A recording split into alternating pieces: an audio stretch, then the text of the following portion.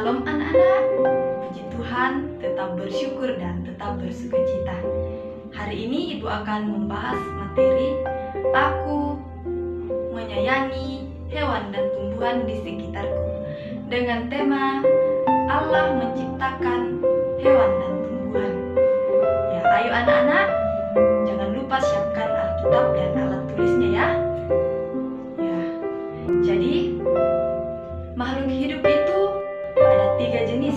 Yang pertama tumbuhan, dan yang kedua hewan, dan yang ketiga manusia. Ya, pada saat ini kita akan membahas tentang penciptaan hewan dan tumbuhan.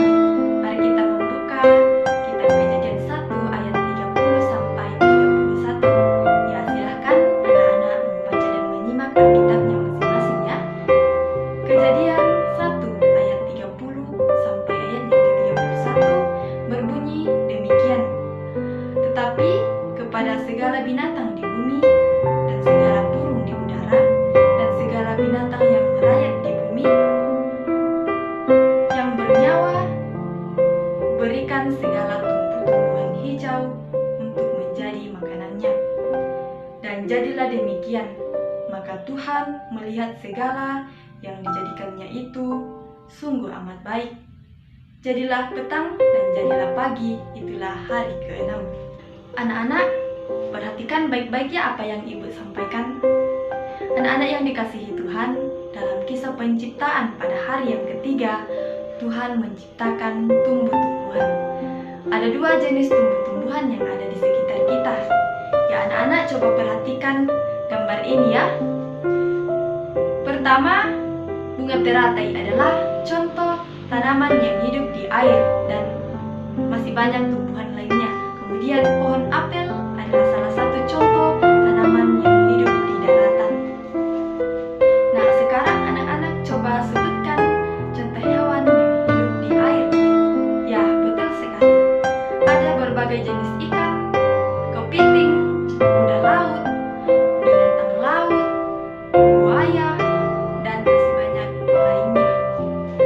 Kemudian pada hari yang ke-5 dalam 2 hari penciptaan, Tuhan menciptakan hewan yang hidup di air dan udara.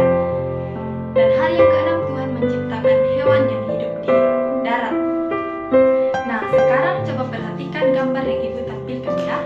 Ini adalah gambar burung, gambar kupu-kupu, dan gambar capung. Ya, ini semua adalah contoh hewan di udara. Nah, sekarang siapa yang tahu contoh hewan yang hidup di darat? Ya, betul sekali. Ya, ada banyak contoh hewan yang hidup di daratan. Contohnya sapi, ayam,